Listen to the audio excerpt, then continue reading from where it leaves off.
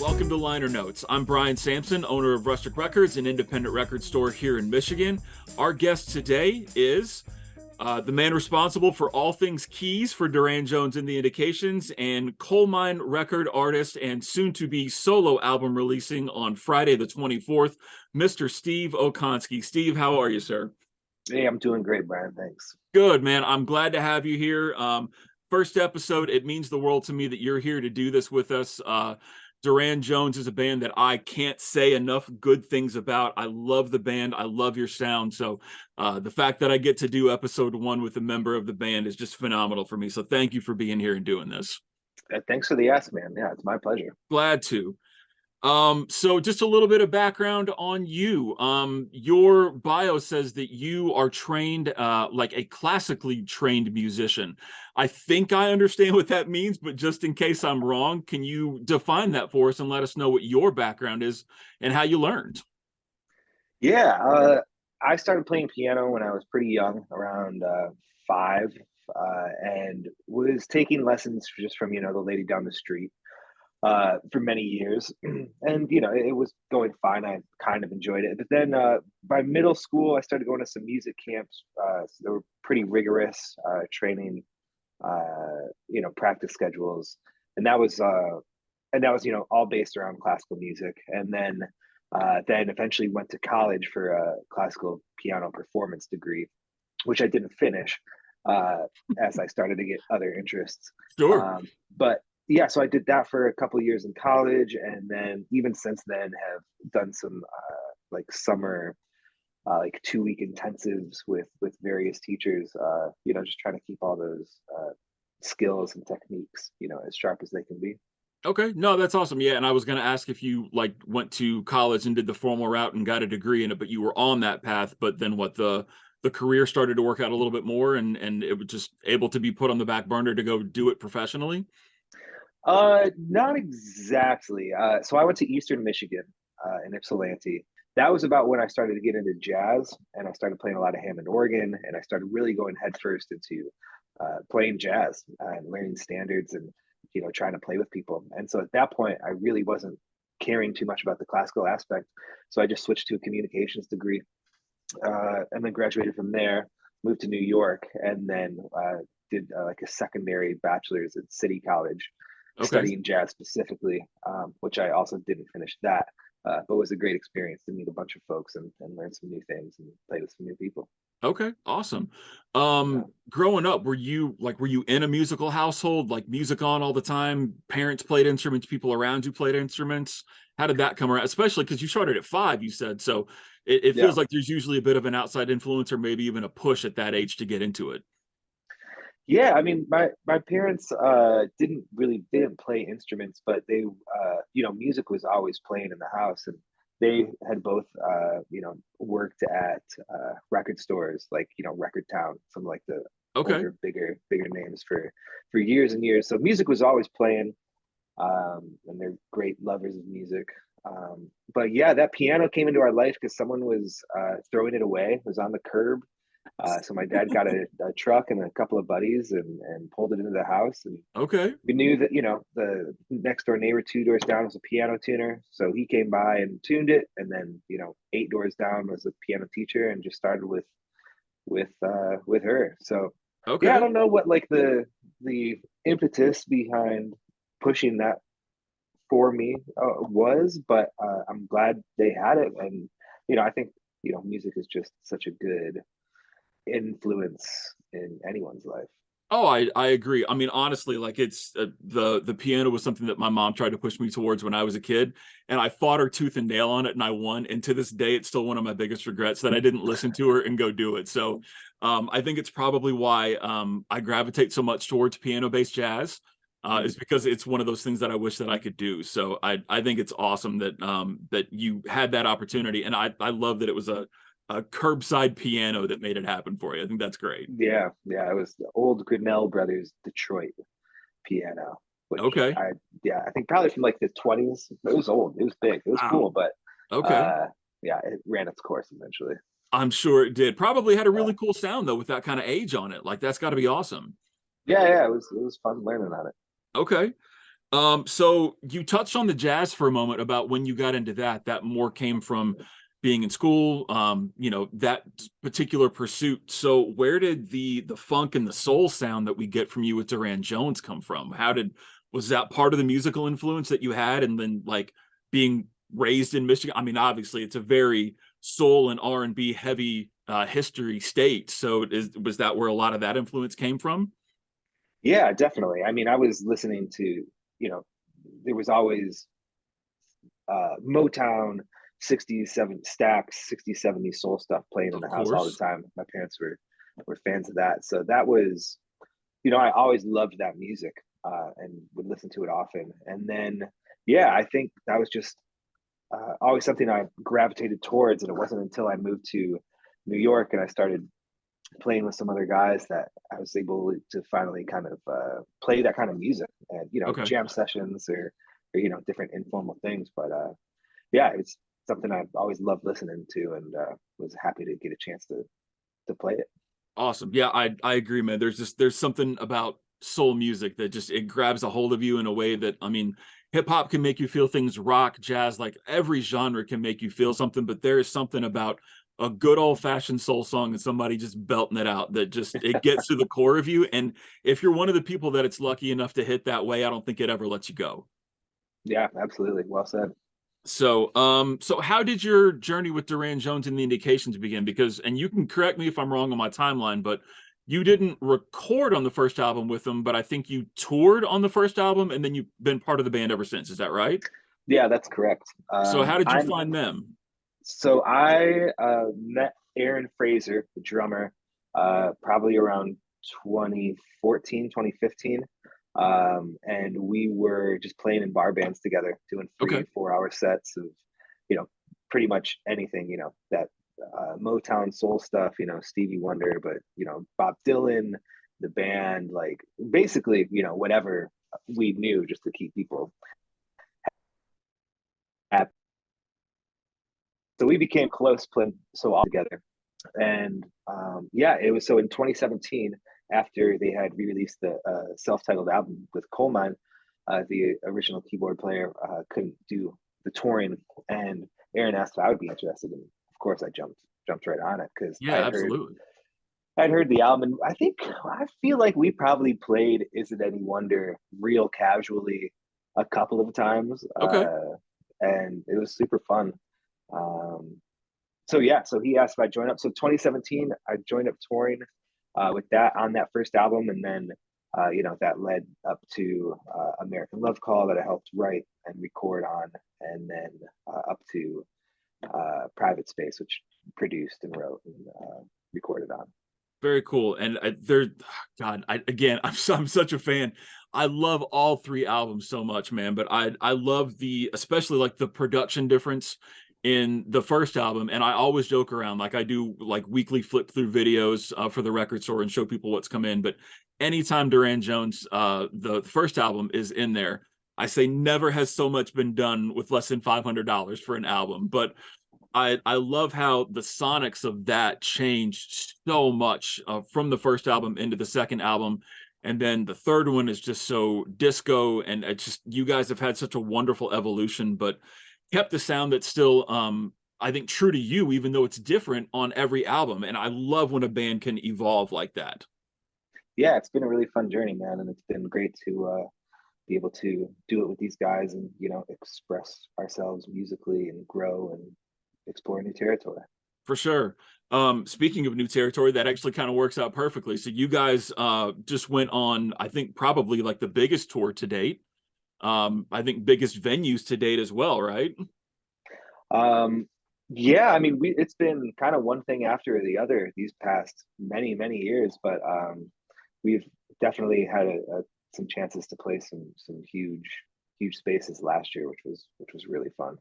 And who all did you guys tour with? Yeah, I mean, we opened up for Gary Clark Jr. at Red Rocks, which was pretty cool, and then we co-headlined Hollywood Bowl with Nathaniel Rateliff, which was cool. Oh, and you know what? We did a run of shows opening up for Greta Van Fleet, which is pretty nuts to play some arenas like that. A lot of Yeah, that's Michigan, big. the Michigan guys. Right, Um, right. Yeah. so Yeah, it's Okay. coming back to me now. I haven't tried to recall last year No, for that's quite some fine. time. That's fine. Uh, yeah, Okay, good deal. No, that's awesome that because when I saw you guys play, um it was a little club in Dallas, like you and I talked about before, called yeah, Dada, which was, I think, just a couple hundred people in that venue. It was the first concert I ever went to by myself too. So that was mm, like this huge concert experience for me to not feel like I had to go with someone. And it's honestly one of the best experiences I've ever had at a show. So it's the only time that I got to see Durand Jones, but it's such an important memory for me. And I think it's so cool that you were actually part of that and you didn't even know it. And I think that's the beauty of the experience of live music, you know? Any big standout moments for you on this most recent tour where it kind of hits you? Because obviously the band is, like you said, it's kind of been one thing after the next. There's been a very like big upward trend for the band. Like on this last tour, was there a moment where it just kind of hit you and you looked around and you were like, man, all the hard work is paying off? Was there like one thing that happened, or even just you were able to kind of take it all in and was almost even surreal, maybe like, wow, this is what I'm doing and it's amazing? yeah. I mean, I think playing, opening up for Gary Clark Jr. at Red Rocks, that was a very surreal moment. Uh, Right? I'd Historic never, venue. yeah, I'd never been to Red Rocks. I'd, seen pictures of it, seen different videos of it, but to really be on the stage and kind of just look up that amphitheater, you're so close to the person in the front row and you're so far away from the person in the back. It's just, Okay. it again, very surreal and a very similar feeling playing Hollywood Bowl. Yeah. Just super historic, Okay. enormous place, and being lucky enough to have some friends and family in the crowd for both of those was really cool as well. Yeah, absolutely. Um, those are probably the two most surreal moments of the last year. Okay. Being So when uh, you went into Hollywood Bowl, was it your first time in that venue as well? yeah, yeah. So that was Okay. also God, what a brand hell new. of a way to get into both of those for the first time, was to be on stage. I think that's amazing. Yeah, yeah, yeah. It absolutely was. It was yeah, it was nuts. Super cool, man. Any insights you can give us on potentially any new Durand Jones in the Indications music coming our way? Not right now. I don't Okay. have too much info, but hopefully we can get to work again soon here. Okay. Yeah, Yeah, touring can either really put a stop on things, I think, or you never know when people are going to ride on the road. So, yeah, yeah. I think it's just been kind of burning at both ends for a minute here and taking a breather to let everyone kind of decompress or chase after new things is a really healthy thing to do, and yeah, I'm really absolutely. excited for the opportunity. I think everyone's feeling good about it. So Good, good. Well, it sounds like even the break perhaps gave you an opportunity to really focus on Magnolia, which is the new album coming out for you. yeah, You guys were kind enough to send me an advanced copy of it. I listened to it. I was already into it from the two singles that had come out, Dark Moon and Song for My Sister's Son. hmm But man, I'm telling you, like, for every bit as good as I had built it up in my head as it was going to be, when I listened to it, it was even better. So yeah. you guys put out a phenomenal piece of work, and I'm sure you are, but I am too. I'm excited for everyone to get to hear this and what you guys put together. Thank you, man. Yeah, I've it's been a long time coming, so I'm excited to just have it out there. Good. So it's you and Aaron Frazer and then Michael Isvara Montgomery. Did I say that correctly? Yep, that's right. Okay, perfect. So for those that may not know any of those names, do you want to tell us a little bit about yourself, your two bandmates for the project? Sure. So Aaron Fraser on this album again. Met him when I was in New York, and he's the drummer and singer for the Indications, as well as having his own project. Yeah. And then Mike Montgomery, he played bass for the Indications for a year, and that's how I really got to know him well. And we just gelled so well musically and personally. So it was a real privilege to have both of those guys be able to be on this album. Nice. So did you hand pick both of the guys to do this, or did it just come around like through organic conversation, like, hey, I'm thinking about doing a project? They're like, hey, I've been wanting to do a project. Like, how did you three actually hook up and get to make the album then? So this was kind of something that Terry Cole from Colemine and I had been talking about for a couple of years. And it initially started with a time when the indications were coming through Cincinnati. We stopped in Loveland, Ohio, where Okay. Colemine Records is, and Aaron and I and Terry just kind of like cut a track in the studio there that he has. It was really fun, and again, with both of it, with Aaron and Mike, uh, we just play. We've played so much together. It's Yeah. really easy to be able to play with them, and so there's no one else I would have really asked other than than Aaron to play on this session. And then with Mike, after playing with him for that year, I think that was 2019.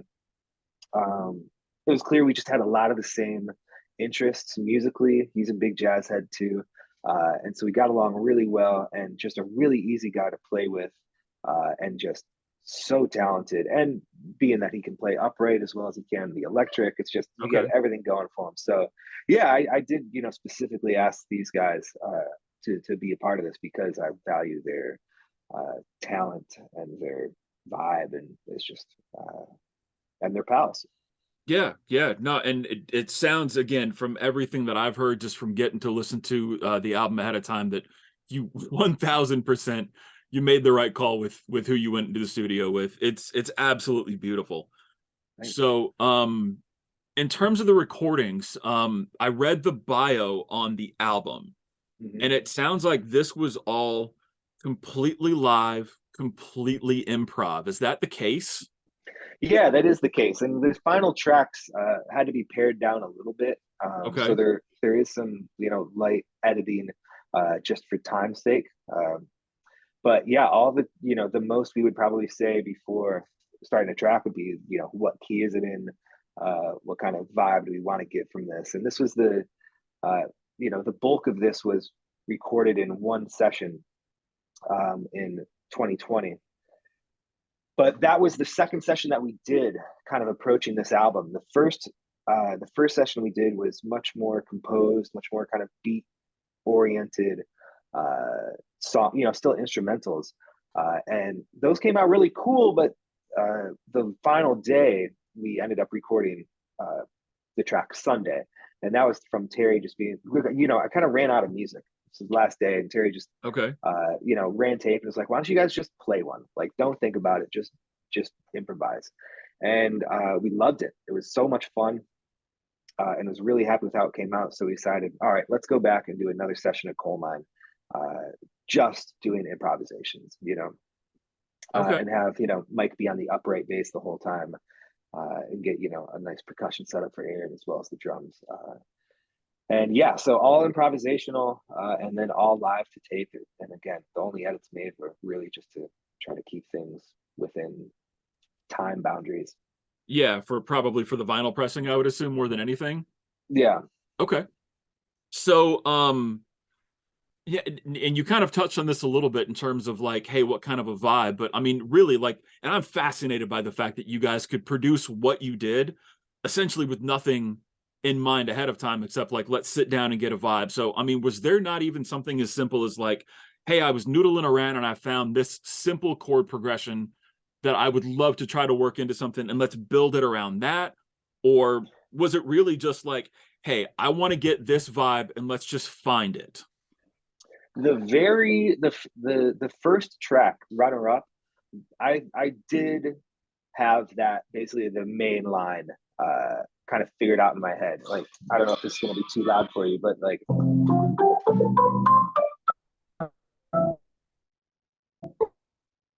had that. And I looked at Okay. it, so I played it for the guys and was like, I'm probably gonna play that and we're gonna build around it. And it's in F minor going to D minor. Aaron be like, how fast do you think you want it? I'd be like, I don't know. Let's just see how it goes. And Okay. then we dig into it. A song like a song for my sister's son, that was literally only saying B flat. Let's go. And that's probably the least, that was pretty much the full take of that on the album, which is really cool. I'm trying to think Okay. what else is on there. A song like um, Sunday, there was no talking about it. I'd say runner up is probably the runner up in Dark Moon. We probably talked about a little bit too, just Okay. when we wanted to have the deep drop. But Yeah, Yeah, it's and pretty open. I honestly, mean, and for every song that we did, this is 30 minutes worth of music. We probably have right. 4 or 5 hours worth of recordings from that session that we had to, Wow. cherry pick stuff out of, because Okay. not everything, worked out great, which is to No, be no, expected. understand. No. No, and I love too that you brought up like the beat drop both in Dark Moon and Runner Up, because like especially so I'd only heard the first two things that had been like early released to streaming until I listened to the full album. And I love that the focus was on the piano for Runner Up, and it was just this simple intro of like it's just piano, we're gonna set a mood, and then right at about 2 minutes the drop came in with both of them, and I was in this chair when I was listening to it, and I leaned back and went, wow. Like it was beautiful, man. So like I'm getting goosebumps just talking about it. So Oh man. yeah, I love that you guys, but you like brought up where that was gonna hit, and like those were the things that stood out for me was when it hit. And then even in Dark Moon, like you don't get the traditional walks per se, that you would get like in a jazz trio of one person going off. But Right. I love that in Dark Moon, it really did, like there was a break there where it got to highlight Michael and Aaron really, really beautifully. So yeah, that the composition of that was just, it was done so well. Thanks, man. Yeah, I think, it's important for all of these just to let there be as much space as possible and let everyone kind of have a chance to say something when they wanted to. Yeah, yeah. So you said too it was all done live to tape. Hmm. So was that a new experience for you? Because I think in modern recordings, say maybe on a Durand Jones albums, I think so much of the perceived process of recording is, all right, I'm gonna go down and like lay down the drum track, and it's gonna get digitally laced in with you guys doing your parts. Like in Durand Jones, do you guys record several people or all of you live, or do you do like individual tracks that come together, and then was a live recording process something really new for you? All of my past, I mean, I'd say the majority of my past recording experiences have been where the basics for the track would all be recorded together. So the drums, the bass, the keys, and the guitar. Knowing that, if you kind of flub something, for the most part, you'll be able to go back and overdub it if you need to. Right, right. But that's not so that's normally how I kind of feel recording. So this process wasn't terribly new, but there was a little bit more nerves in knowing that if you mess this take up, like that's it. There's no overdubbing on this take. So Right, right. Okay. um, so yeah, that's a little bit more heroin. Okay. Understand that. Yeah. So and then it's just a curiosity question for me too, because in the album bio, they made it a point to say that it was recorded to a Tascam 388, and that's not the first time that I've heard that machine referenced by any means. Does that lend a certain sound to the recording, or was that really just to highlight that, hey, this was recorded to analog? That's a great question, and that's probably something that Terry could better answer. But I certainly feel like there was a sound to that, and that's not the only. I've recorded in other studios with 388s, and they definitely have a vibe and a sound to them that I think really helps kind of meld everything together into kind of like Okay. one cohesive thing. And I'm sure other tape machines do that too, but these 388s are just so cool. Okay. Um, they sound great and they're very intuitive. Yeah, and I watched the thing that Terry actually did too, on like where he showcased all the mics that were used and how he positioned everything in the room, and the mix and everything, and even that was just fascinating to watch how everything was sort of brought together for you guys from a sonic standpoint, and how he approached that with the mics, and how one thing may have got most of the room, but then one thing really got another thing that that mic didn't get. And so yeah, just to see the whole process Yeah, come together and get that in-depth analysis of it too, and then know that it was all analog and one take, and like it's fascinating to me, man. that's cool. Yeah, I mean, we try to. Terry's really, really good at explaining that sort of thing for everybody, not just people who like have their heads buried in that tech world. It's Right. very approachable, and yeah, I think it's interesting too. I'd love to hear that about other records. I Um, agree. Yeah, that's a cool thing.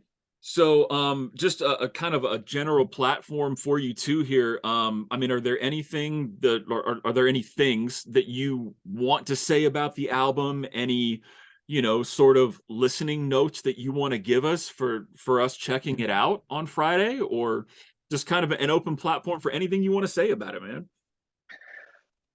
I don't want to really give too many guidelines or any ideas or suggestions on how to listen to the album. I think, find a time when and listen to it like you do everything else you listen to. Don't treat it Right. differently. For me, I really like listening to this album like really early morning or really late night. I think it's just got kind of a vibe that lends itself well to, the darkness and, maybe, and dawn and um it's but yeah, it's not that long. It's like just at 30 minutes. Yeah. So enjoy it as you will. Right. No, seven Yeah. tracks, 30 minutes. It's perfect. Yeah, you've got a longer lead-in song, you've got a really beautiful closing song in Sunday. You've got some shorter bursts in the middle. And I think again, not only I can't say enough good things about the album at this point, but I think it's such an easy listen to. I think it's structured so well as performed just impeccably well too. Appreciate that. Yeah, thanks. I'm really happy with how the pacing and everything with the album came out. Good. So, are there any artists that you would like to work with on another project like this? Like even if it was just a simple like one person lineup switch out or addition, or even just take Okonski in a completely different direction. Are there any artist wish list that you've got going? Um, I mean, firstly, I wouldn't want. I really would like to do another record like this with Aaron and Mike. I think we've got a Okay. lot more And I left to wanted say. to ask And you if you wanted to, but I was like, well, damn, let's let the first one come out first before we start talking about the next one. So, but yeah, yeah, that's already super exciting to hear that you want to do another one. yeah. So we're gonna try to talk and figure out a time, and hopefully we can all get together soon and work on something like that. Um, and I see kind of as far as other artists, I'm not anyone to like replace those guys. It'd be fun to work uh with more artists though, like have it be a bigger thing.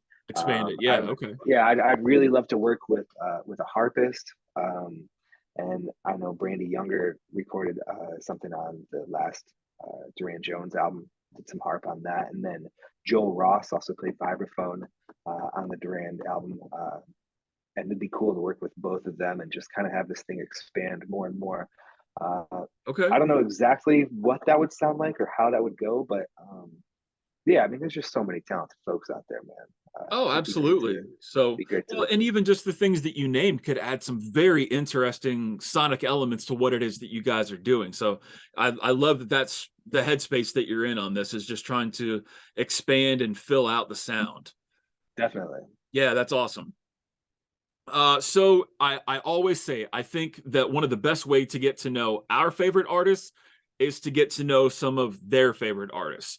So who are some of your all-time favorite artists or biggest influences even on what you play and how you play? Um, Donny Hathaway, huge influence. I mean, that album, Donny Definitely. Hathaway Live, is, one of my Desert Island picks for sure. Okay. I love that album. I love his playing, the compositions, the singing. It's like front to back, 10 out of 10. Stevie Wonder, another huge influence. I mean, kind of goes without saying. Of course. Billy Preston, that album, Encouraging Words. Aside from that, I mean, a ton of jazz guys a ton of jazz organists, Jimmy Smith, Don Patterson, Jimmy McGriff, Groove Holmes. I love those guys. Okay. Um, and these are all, 60s, 70s jazz dudes. Bill Evans, as far as jazz piano goes, a huge influence, but um, so it's Red Garland, Monk. I mean, you can list all of the amazing jazz pianists and Right, right. organists. It's just like I love listening to all of them. They all have a voice. Right. Uh, I mean, and but there's always even with something to learn from them. piano-based jazz being what I prefer in jazz, like you definitely just threw out some stuff that I names that I hadn't heard. So, and that's the thing that I think I love the most about music is that you'll never hear it all, so you're never done learning. Totally, yeah, So 100%. And yeah, so I mean that's why I definitely wanted to ask as someone who's doing it and obviously even playing the genre now. Like, yeah, I was really hoping to get some good jazz recommendations as well. So, I hope everybody takes note of that and goes out and digs in a little because I'm certainly going to for sure. So in terms of still sticking with musical artists, if you were going to shine a light on an up and comer, somebody that the public may not know, who should we be listening to right now? Who's on their way up that you like? another coal mine karma chief artist, Say She. Yeah, I'm sure a ton of people know who they are already, but they're just, they're really doing well and making a ton of great music.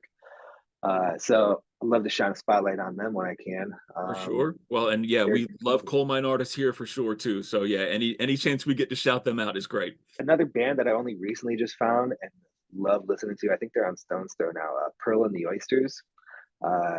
Really, I don't know where they're from, Okay. but they are. Go check them out. Pearl and the Oysters. Their latest couple singles that they put out, fantastic. Love them. Okay. A ton of those Stone's Throw guys too. John Carroll Kirby. But I wouldn't say that these are up and coming. A lot of these people kind of like have their foothold pretty strongly in the I scene. gotcha. But Okay.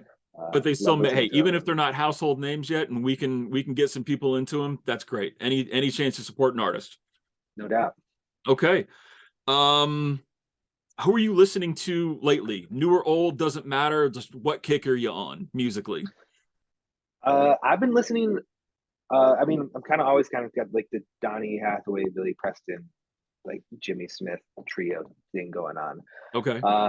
But lately, um, I've been trying to listen to just uh, more stuff maybe that I necessarily haven't been drawn to. So I kind of just lean into Discover Weekly and then go off of different radio stations based off of that. But been finding a lot of music that's kind of similar to this album Magnolia.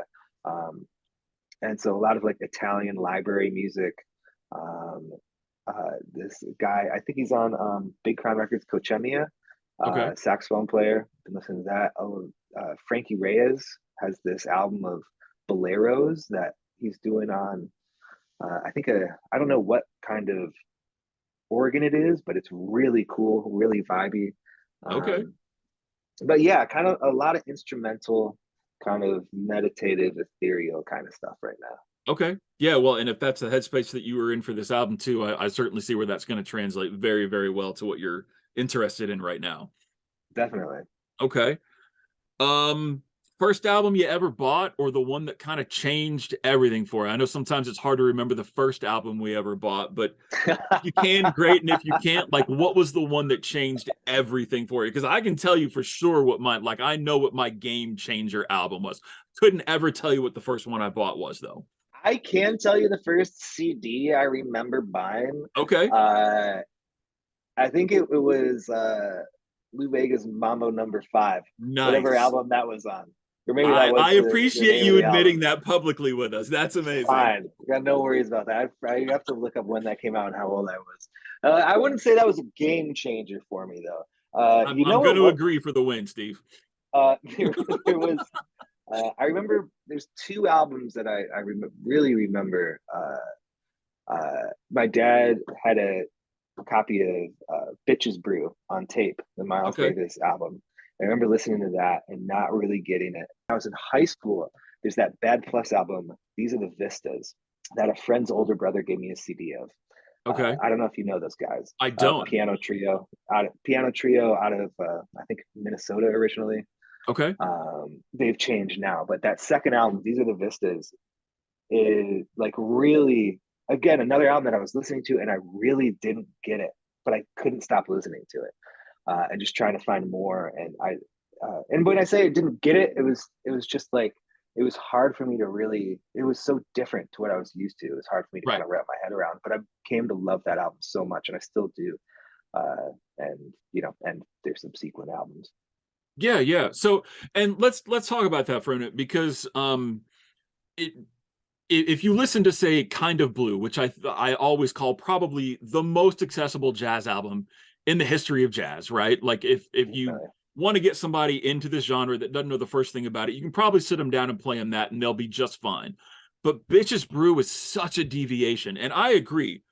It's one of those albums that's going to be really difficult to kind of get the first time through.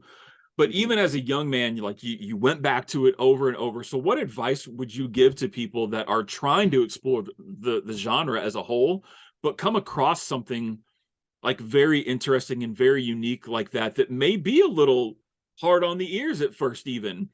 Like, Yeah. what made you go back to it? Was it just the fact that you had a musical background? Like, did that help you because you were going to pick out certain things that the average listener might not, and you were maybe dissecting it on a different level, or was there a different draw for you? No, I don't think. I mean, this was when I was like young. Like I didn't really have much of a musical background. I was certainly wasn't dissecting it. It's just interesting. It was new, and it's unlike anything else that I had heard in the past. Or I mean, it's still so unique. And listening to new music, listening to new genres, and finding new things. I uh, I wouldn't say I wouldn't say it's good to force yourself to like sit through whole albums, but I think it's important to like keep an open mind and um, kind of just let yourself get taken in by uh, certain elements and stuff. There's Amen. even just the keys on Bitches Brew are so cool.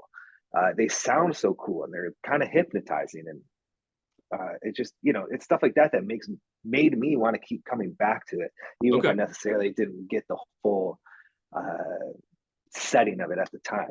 I got you.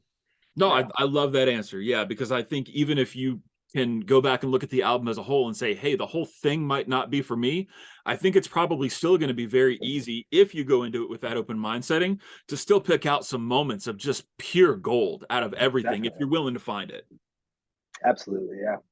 So, all right, just a couple of fun questions for you. Favorite meal? Uh, Bacon and egg on an everything bagel. Damn it, I love that answer, man. And then favorite movie? Favorite movie. Um, who you know what is an all-time favorite is Cool Hand Luke, Paul Okay. Newman. That's a favorite. Um, Dumb and Dumber is also way up there for It's me. a classic. Uh, Unabashedly, I'm all about that, and great soundtrack too. Yes. Um, yeah, those are my up there. I don't want to say they go 1, 2 just like that, but I'd Okay. say in the top 10 list, they're definitely getting placed. Okay. I love it. I love it. I love the Dumb and Dumber pick. It's so good. Yeah, absolutely. All right, man. Well, that is what I have for right now. I want to thank Terry and Autumn at Colemine for helping to put this together. Tony with your management, of course, you for being here and joining us on Liner Notes. This was amazing. I loved every second of this and getting to talk with you, getting to learn about your history, your influences, everything with the band, your solo project, and even where you're going. So thanks so much for spending time with us. If people want to know where to go get the album, tell us when it's coming out and where we can go get it. The album Magnolia is coming out this Friday, February 24th. You can go to coleminerecords.com to buy it, but you can listen to it on Spotify. However you normally listen to music, it's going to be releasing on all of those platforms. And support your local independent record store as well. And if we want to go keep up with all things Steve Okonski, where can we go do that? For right now, I'm just keeping things updated on my Instagram. So it's just my name, Steve.Okonski. That's my handle. You can find me on there, and I'll be keeping. If there is any news, that'll be where to find it. Okay, perfect. Well, thanks again for your time. Again, I'm Brian with Rustic Records. If you want to follow us, we're on all the major social platforms. Again, please go pick up a copy of Magnolia from Okonski on the 24th, and we'll talk with you guys soon. Bye-bye.